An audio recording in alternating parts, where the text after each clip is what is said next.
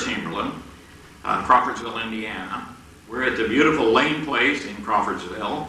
Very historic and very beautiful old house that's been here for several years in the home of Henry Lane. And for the past 4 years, since the end of, or the beginning of World War II, we've been interviewing United States veterans who served in the conflicts between Germany and Japan and Italy. And we've had some very interesting discussions with them. These interviews with people, like I said, have been veterans of the service, and we make these interviews, and they're available in the library for people to see. This whole project is done by the Montgomery County Historical Society, and as I mentioned, the tapes of these interviews are at the library. So our operator of our television camera today is Mike Hall, Executive Director here at the Lane Place, and we've got a very beautiful day out. It's November the 20th, 1995, but coming up to the Thanksgiving, it's a very, very beautiful day. The interview we have next is a little different than the interviews we've been having. Some of us, and I've talked to people, have wondered, well, I wondered what it would have been like to live under Japanese rule, for example, during World War II, or German rule. And so we've been visiting with a couple of gentlemen today who were under those types of living conditions for that period during the war. So if we can get started, I'd like to ask you, sir, what is your name? My name is Victoriano Viray. Yes, doctor. Is it all right if I call you doctor? That's the way we know of you. That's fine. Might I ask where you were born and in what country? I was born in Makati, Rizal, Philippines on February the 22nd, 1926. I see. As a matter of fact, when I was born, my father was in the Philippine Scouts. He was marching in the Washington's Day Parade. While I was being born, he was marching in the parade. Where, in what country? This is in the Philippines. In the Philippines? They were celebrating Washington's birthday, George Washington. Oh, that's right. You were born on George Washington's birthday. Well, that's not all bad. That's pretty nice, doctor. Yeah, what island in the Philippines? In Luzon. This is in Luzon. Yes. What big city would that be near? We were close to Manila. Now it's part of the Manila, Metro Manila, what they call. It used to be a town next to the suburbs. Now, as the city got bigger, they just incorporated this town, and it was part of Metro Manila. I see. Now, I was born in 26, so sometime in the 1930s, middle 30s maybe, you would have started to realize that you were on this earth and a person in society. At what age do you remember that you can remember things that happened? Well, maybe when I was about 8 or 10 years old. Mm-hmm. What do you remember? When I started going to school, well, I went to school in a primary school near our town, and then the school system in the Philippines is different. We have from 1st to the 4th grade, it's primary. Mm-hmm. And then from the 5th to the 7th is intermediate. And then from 1st to 4th year high school, we call it high school proper. And then you're ready to go to college when you finish high school. Mm-hmm. I remember people talking about before the Americans came to the islands, the people were not allowed to learn anything because they want to keep them in the dark. So if they get smart, they might rebel against them. So when the Americans came, the American government establishing the school system. And they started herding the kids in the streets, and the kids were afraid because they don't know what's going to happen. And what they were just doing, they was trying to bring the kids to school so they will learn. I see. And at the same time, they have the health system, the immunizations and all that stuff. Same thing happens. They start catching kids on the street and inoculating them. The kids were afraid. They didn't know what was going on. That never happened during the Spanish time. Under Spanish control. We were under Spanish control for 300 years. Is that right?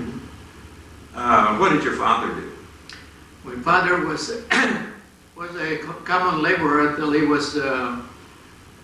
he enlisted in the Philippine Scout. That's part of the U.S. Army.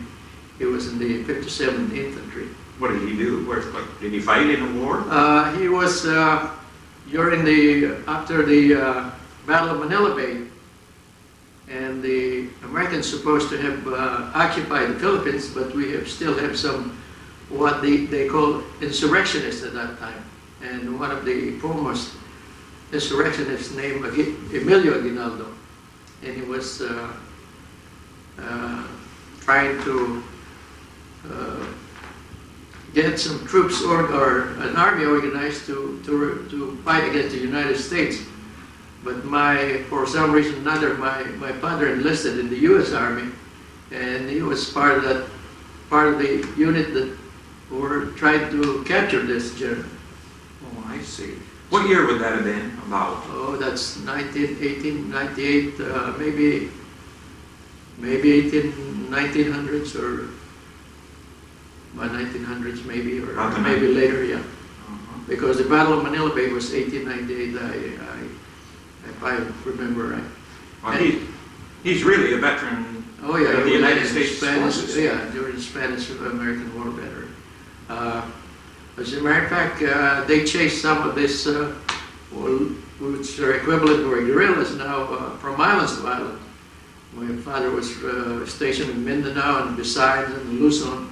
They were chasing all this renegades until finally they captured this Aguinaldo, General Aguinaldo, and their insurrection was over by that time. Yes. Now, what was your father's name? My father's name is Victoriano. Same, I'm a junior, but I don't use my junior yet. I see. And what was your mother's name? My mother's name is Eusebia Garcia. In the Philippines, everybody takes the middle initial of the mother. So my name was Victoriano Garcia Viray. My mother's family name has to be my middle initial, my middle name. Do you have brothers and sisters? Yes, I still have brothers and sisters. Most of them are in the West Coast. And I have two sisters in the Philippines now and a stepbrother. I see. That's interesting. Mm-hmm. Well, your dad is like I am. He's a veteran of war for America. Yeah. Yes. Along about what year did you know that we might be in trouble with Japan? Well, it's about 2 years before the war. They started to beef up the force in the Philippines. It used to the strength of the army over there was just stationary. The only thing the only people that replaced are the ones who retired or maybe got discharged.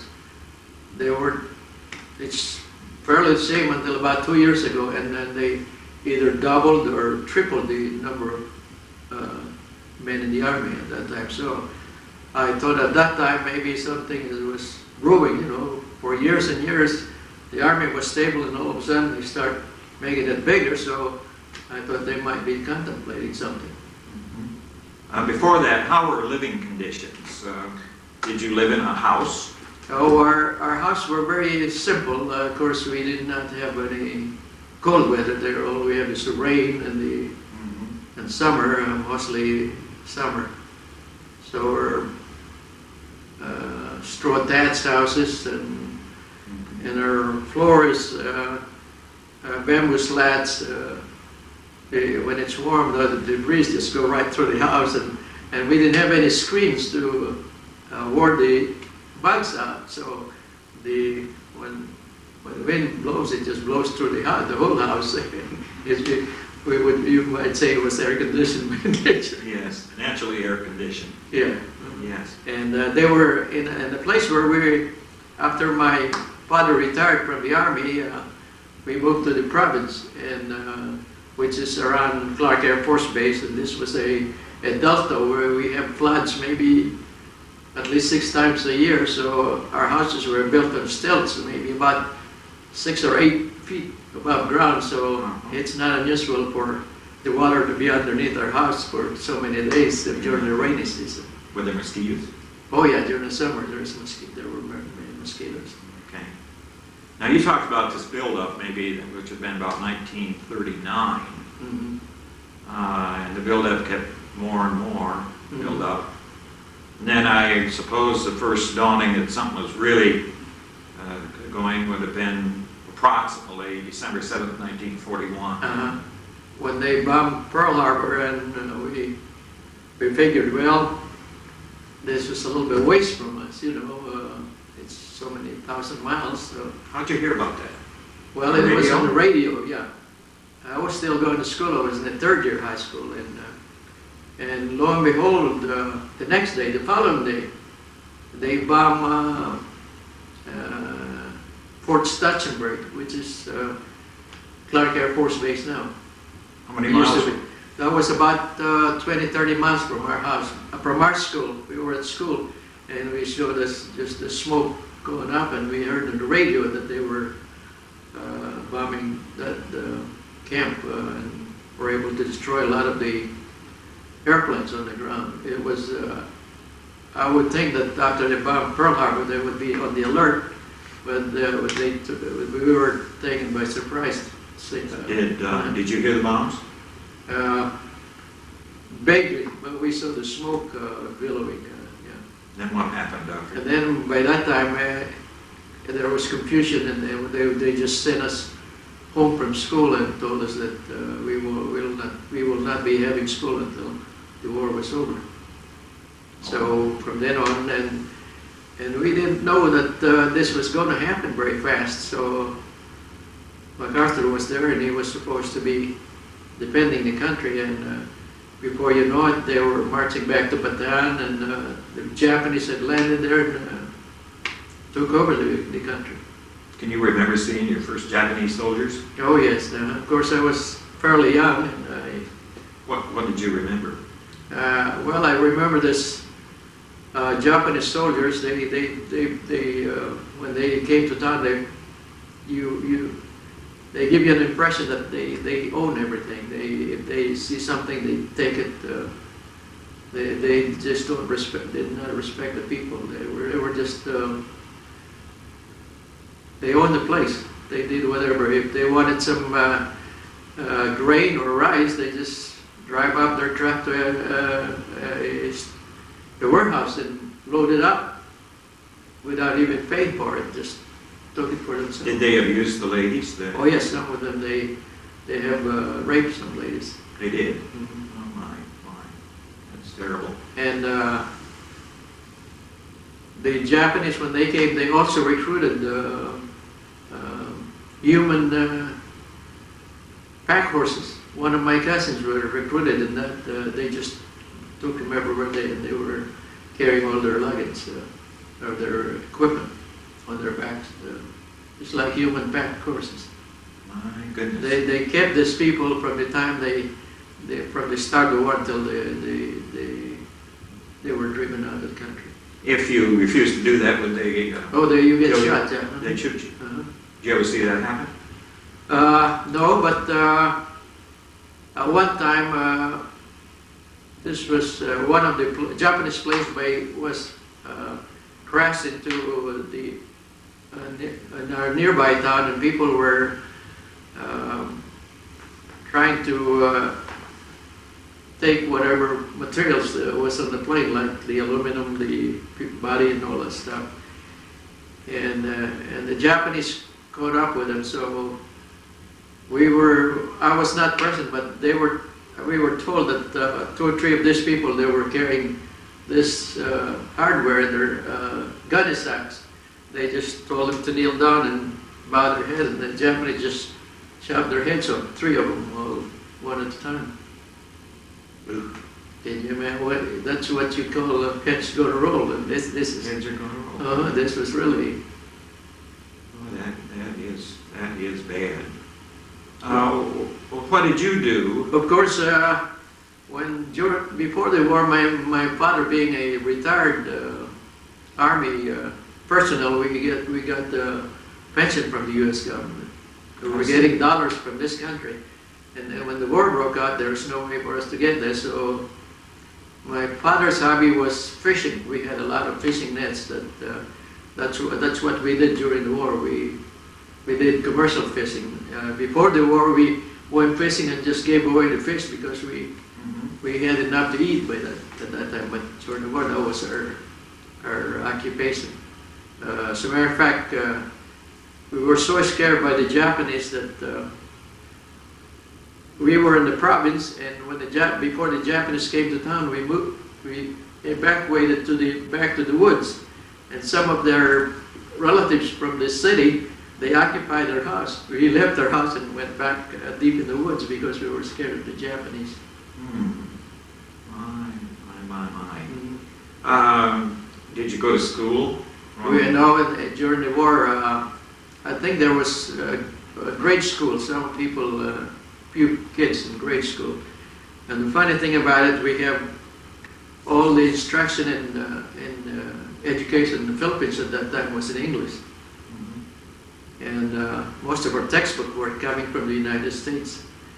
And a lot of the pictures that were pertaining to the United States, like history or something, the Japanese just pasted all those pages together. So when you see a book, you have clumps of pages together because they didn't want us to learn anything more about the United States.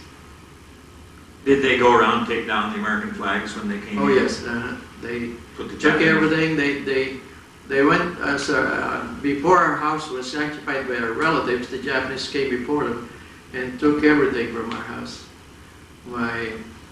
All my father's old uniforms, which he was saving, everything was taken away, including we had livestock, pigs, chickens, and everything.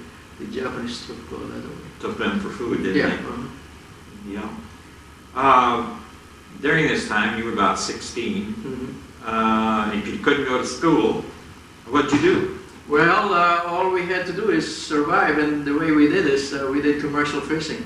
And from time to time, we will be in between gunshots, gunfight. The Japanese in here, the guerrillas in here, will be in the middle, and you hear the tracer bullets going over you, especially at night. It's kind of scary. As a matter of fact, I was unofficially in the underground. 3 boys in our town, we were supposed to be on the lookout for Japanese. And our town was separated by a wide river, so when we see this Japanese crossing the river, we run and notify the guerrillas that the Japanese were coming. You were really a young person with the guerrillas then? Yes. Fighting against the Japanese. I was in town. I was just sort of undercover. I wasn't really actually with the force. I was just in the sort of intelligence. Well, that was kind of dangerous for you, wasn't it? Well, I guess we never thought about it at that time. They shot you if they or bayoneted you if they'd have caught you. As a matter of fact, we were not scared by the Japanese as much as our fellow Filipinos. We called the collaborators. They worked with the Japanese. When the Japanese came, they worked with the Japanese, and they figured if they fingered you, you're in trouble. See whether you were actually guilty or not.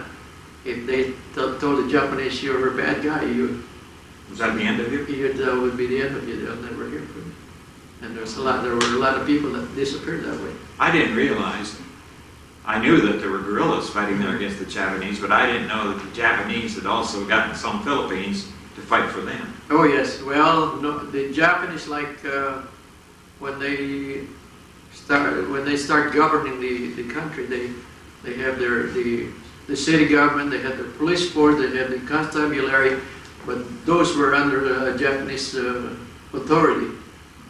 And then they have the spies. And these are the people that we were scared about. The Japanese wouldn't know. You could be a guerrilla and be talking to the Japanese, and they wouldn't know you. Except for these people, if they finger you, then they take you to what they call the garrison, where they give you third degree there before they get rid of you. You have some friends that met that fate? Yes, yeah. My father was taken in, but fortunately we had some relatives and the government that just intervened with my father, for my father. Otherwise, they would have taken they would got rid of my father. Is that right? Because there were some people there, if you were anywhere, I guess, just like the America's rich, some of these people some of these countries are not streets as we are. They don't like us because we got everything. In the same way, we were not rich back home, but there were so many people that were poor that I guess they kind of envy our position. So when the Japanese came, they want to get even with us. So that's what happened. Yeah. You mentioned going fishing to have food, Doctor. What else did you have to eat? Oh, we have rice. We mostly do bartering because the Japanese printed money.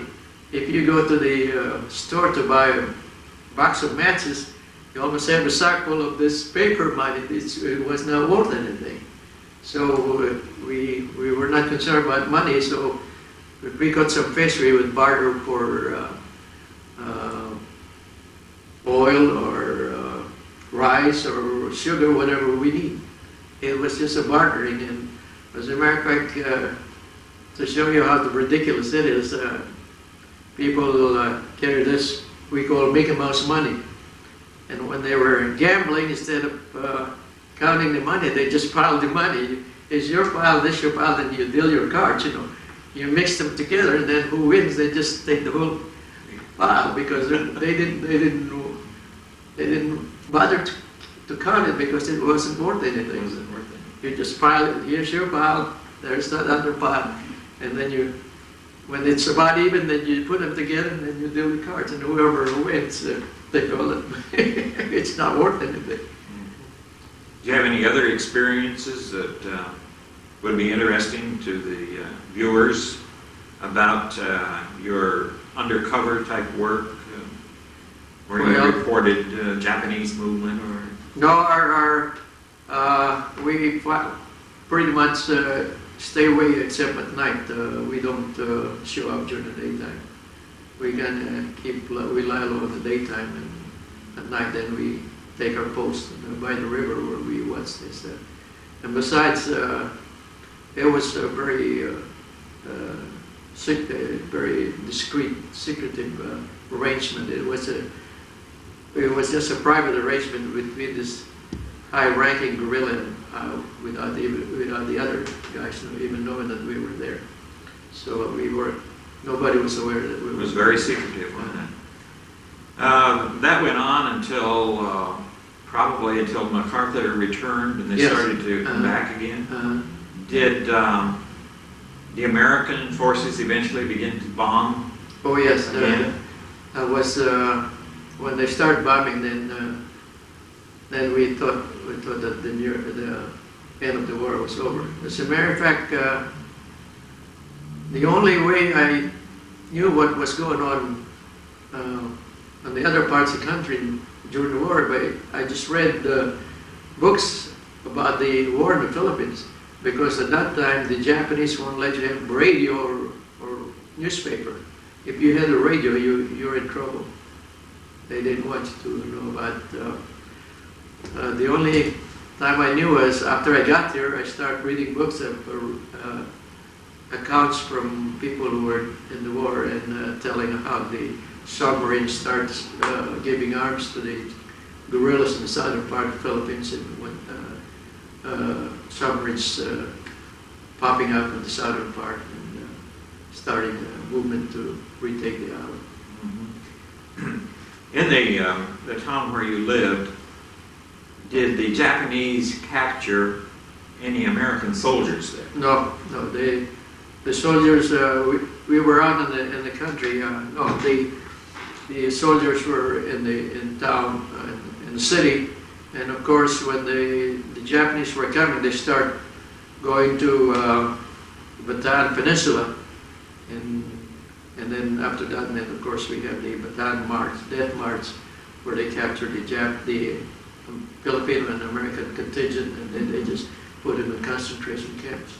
Yes. As a matter of fact, my school, University of Santo Tomas, was one of the places where they interned Americans during the war. When the Americans liberated the Philippines and Manila, the Americans were in our university, in our school. They used it as a concentration camp. How far was that from where you lived? Oh, we were about 40 miles from Manila. 40 miles. We live around Clark Air Force Base. The Japanese prisoners that we have interviewed talked of a very, very bad treatment. Oh yes, my uncle, my father's brother was in the service too, and he was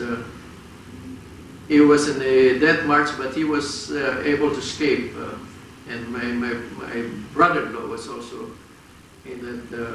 Of course, most of this route to the concentration camp went through our province, which is equivalent to a state in this, less in a smaller scale. Mm-hmm. So we know more or less the territory, the terrain, so they were able to escape. And how'd they escape?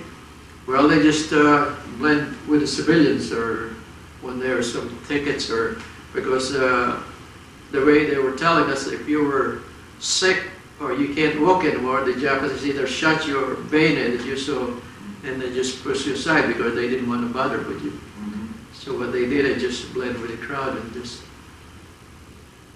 They were lucky to get away. Oh yes, as a matter of fact, the funny thing, it's not funny, but my uncle, who was during the war and escaped from the march, when the Americans came, he was reactivated, and their job was to mopping up operations of the Japanese that were stragglers up in the hills nearby.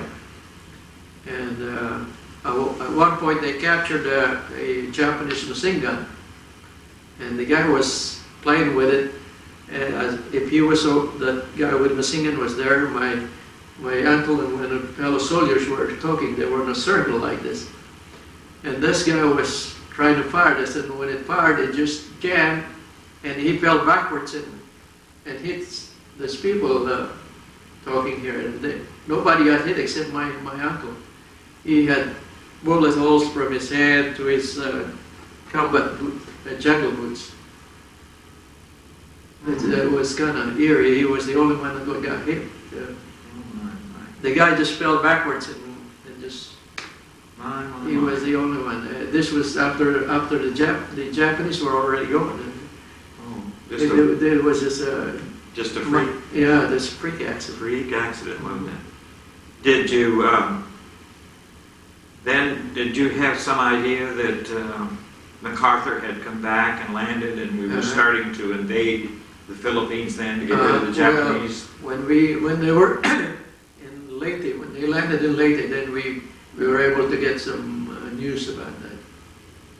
As a matter of fact, MacArthur was one of my father's fellow soldiers in the outfit. Made MacArthur his a godfather for his son. Is that so right? My father knew MacArthur when he was over there. Yeah. Well. My father was a first sergeant. This was one of his enlisted men, and he decided to make MacArthur his godfather to his son, who was then being baptized. So they were in a party together then. Yes. Did he like General MacArthur? Oh yes, I hate to say it, but we worship MacArthur over there. Yes. Well, he did a lot for the Philippines. He did a lot for America. Yes, he was a great man. Yeah. During this time, Doctor, did the Japanese forbid you from going to church? No, actually no, but People were afraid to go to church, though. They were afraid that they might be recruited for some other jobs at the Japanese. So very few people went to church. As a matter of fact, most of the townspeople evacuated to the back in the woods, just so the Japanese would see them. When the Japanese come to town, we would see people coming from town going towards us. We were out deep out in the woods, and we see these people. We just keep going back in the woods deeper and deeper to get away from, because the Japanese, once they recruited you, you just went in the duration. You never can get away, and you're never compensated. They just took you whoever they. There was nothing that could keep them from taking you. My. Do you remember seeing your first American soldiers come in then? Oh yes, when we were probably about 10, 15 miles from the main roads, and when we heard about the American soldiers coming through there, we just hiked. Of course, my father and some of his veterans, they all organized a unit, and they went out to greet the to help. Yeah. Was there a battle? Did they fight? No, it was over by that time. It was cleared, yeah. It was pretty well cleared. What did the American soldiers do when they came in? Well, it's funny thing. They just started. It's just like a long holiday. They gave cookies, candies to the kids, and everybody was so happy that the war was over. Yeah, that's great. Did they, of course, with your dad having the military background, I wondered if the Japanese, and someone recruiting you, so to speak, and did American authorities ever talk to you about your activities during the war? Oh, no, they never. They were trying to find out see who the sympathizers might have been. As a matter of fact, one time they were, during this time when the Americans came, the guerrillas in our town were able to capture one Japanese, and they were really treating him really bad. I felt sorry for the guy. I thought I'll never forgive the Japanese, but when you see people getting tortured like that, you feel sorry for them. Well, they just did everything to him. They just stabbed him with bayonet. Just punch him and prick him with pins and all sharp objects, and that just makes you. They were bitter, and like you say. I never thought I would get over my hatred for the Japanese, but when I saw these people mistreating this fellow is just another human being, and it's. You just change your feelings about it because they're also human. Yeah. They don't have the same feelings for us, but I don't know. I think it's a question of culture. I guess they were told when they conquer a land or a country that everything belongs to them, so they can do whatever they want to do. Well. Doctor, they were misled too by Tojo and the others, just like the Germans were misled by Hitler.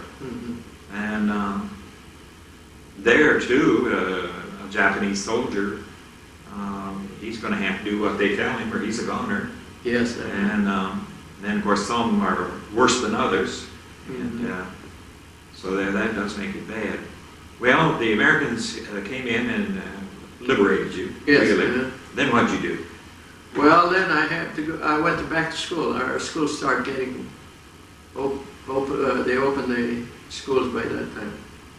As a matter of fact, when I had my last year in school after the Americans came, and our school was all bare, and the only place we were sitting on were bomb racks. I don't know if you remember the bomb racks, this metal, like your end tables. Sure. That's where we sat. We didn't have any desk or anything because the Japanese just cleared everything.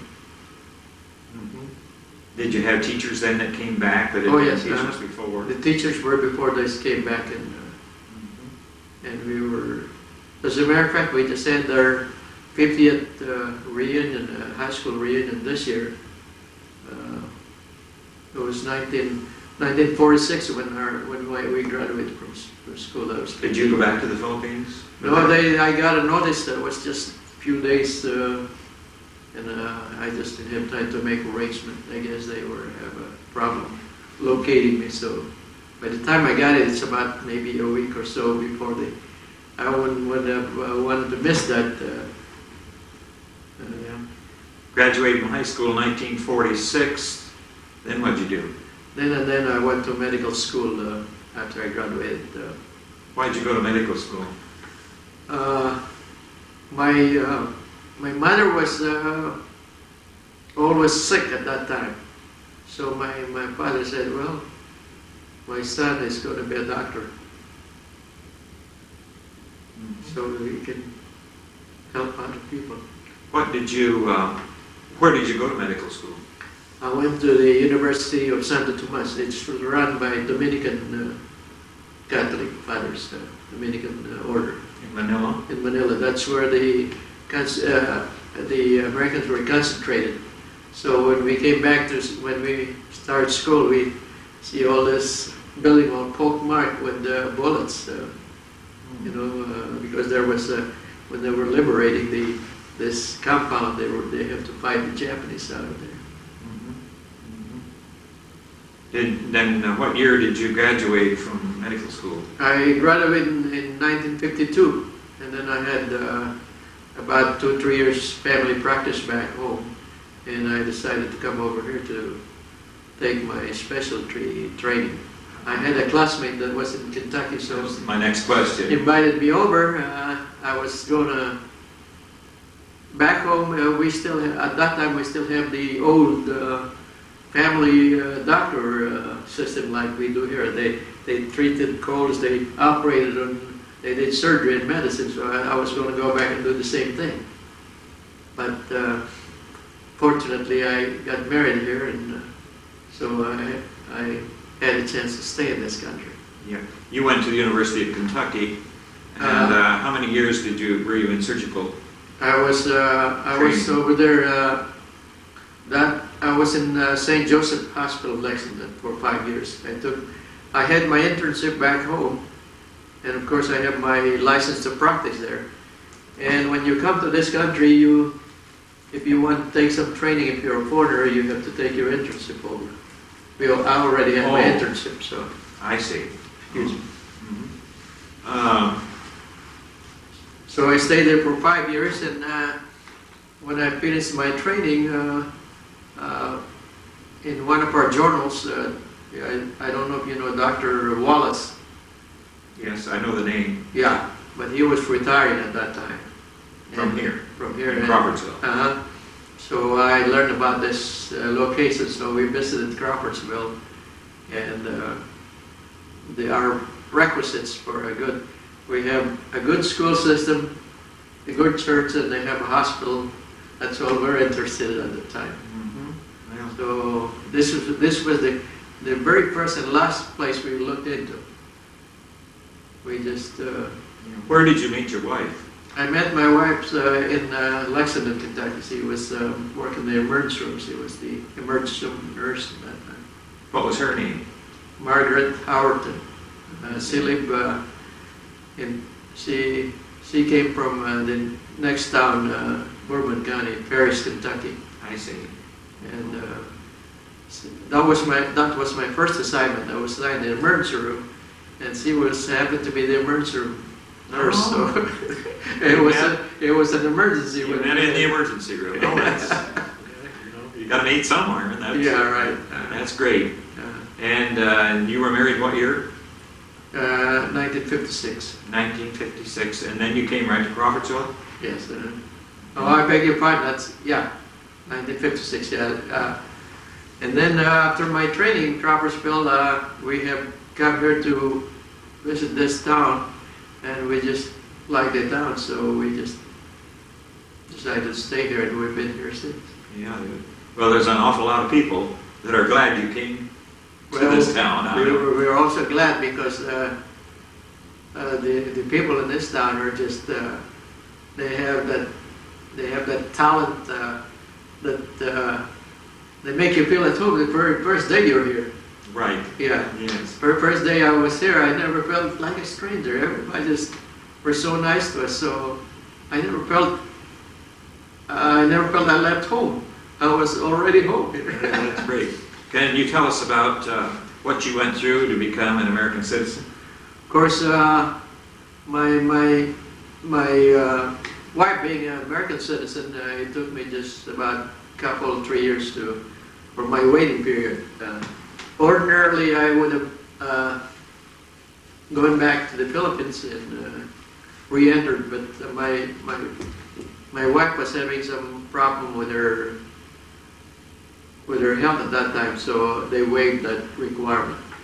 Because I was an exchange visitor, the law says that you're supposed to leave the country and re-enter. But at that time that requirement was waived because my wife was not in good health at that time. Oh, I see. You got you were sworn in, so to speak, then in Lexington? No, I had to go to Cincinnati, Ohio. Oh, you had to go to Cincinnati. That's yeah. Cincinnati, Ohio. At this time, we'll pause for a few minutes. Okay. Yeah, we're back here with Dr. Viray now, talking about his experiences in World War II in the Philippines. And one thing we talked about, Doctor, was the destruction in Manila when you got there, I believe, to go to medical school. Do you want to elaborate a little bit more on what you saw there? Most of the buildings were destroyed, and some of those that were still standing up were just badly damaged, especially the walled city or just across the river, because that's where the Japanese held their ground. So the Americans were coming from the north, and everything between that river and the north side was all razed to the ground. So some of I learned that there's a lot of people from this county were in the Philippines during the war. I met him once in a while. I'll meet somebody that was been there, and I'm sure if they went back just even about 5-10 years after the war, they wouldn't recognize it because everything was just razed to the ground. Yeah, I can imagine how bad Manila must have really have been. Well, you lived in Crawfordsville quite a number of years, at least you said since 61. 61, and we were very happy the citizens of this city are to have you here. You want to tell us a little bit about your family now? You talked a little bit about your wife. Yeah, my wife is a nurse, and we have 4 children. 3 of them are married, and one still at home. We have we have 5 grandchildren. Your oldest daughter? My oldest daughter is used to be in California. Is that Maria? Maria. She was there for 10-15 years. Then she decided that rat race there was not for her, so she decided to come back here, and she's back in Bloomington at IU now, going back to college. I see. And my oldest son is in Terre Haute, and another daughter is in Indianapolis. Yes. Your son in Terre Haute, is he still a musician? Not anymore. He used to have a band that they play for, but now he's not doing that anymore. He just and his name is John. John. And then your daughter in Indianapolis' name is Eddie. Yeah, that's Annie. And your son at home, that's Joe. Joe, yeah. Yeah. Did Joe decide what he was going to do about medical school? Well, he probably could have gone to medical school, but his health was not very good, and I see. I think that kept him. As a matter of fact, I think he's overqualified to go to medical school. He has a degree in mechanical engineering, and then he have master's in mechanical engineering from, he had his undergraduate from Rose-Hulman, and then his master's from University of California, Berkeley. And then he took some of the science, like your chemistry and physiology, from Wabash College for a couple of years. So he had enough credit in his essay and his MCAT, which was fairly high. So he could have gone to medical school, except for his health. He would have wanted to go to medical school. Yeah, he mentioned that to me one time, that he would like to go there. Well, Doctor, I've certainly enjoyed visiting with you about your experiences in the Philippines.